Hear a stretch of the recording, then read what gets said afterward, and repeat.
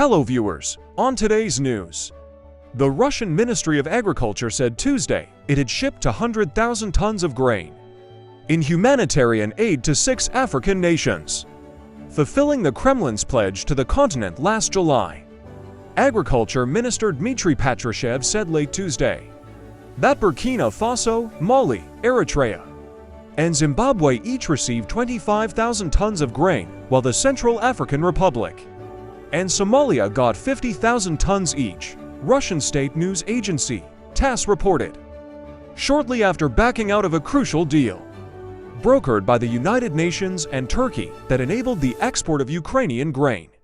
Russian President Vladimir Putin pledged free grain exports to Africa during a summit with some of its leaders in St. Petersburg last year. This move aimed to strengthen support from leaders on the continent amidst a series of sanctions from the West. The first ship departed on November 7, 2023. The average travel time stood at 30 to 40 days.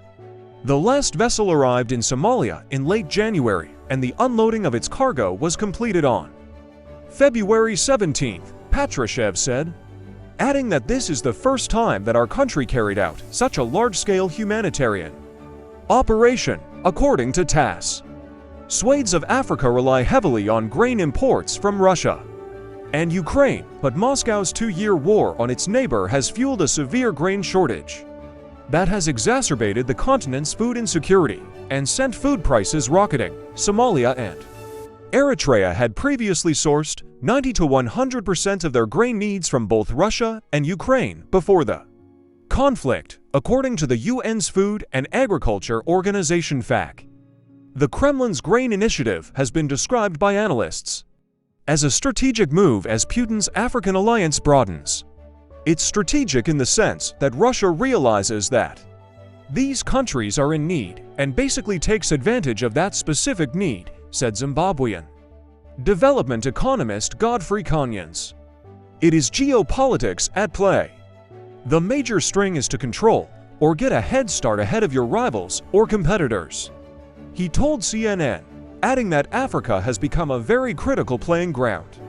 Conyans, who is a founding director of the Labor and Economic Development Research Institute of Zimbabwe, also suggested that Russia could be playing the long game to emerge as Africa's preferred global partner.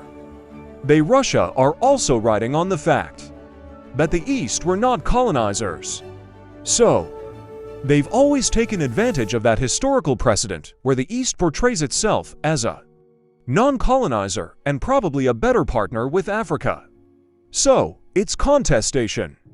Many African states took a neutral stance on Russia's invasion of Ukraine in perceived loyalty to the Kremlin.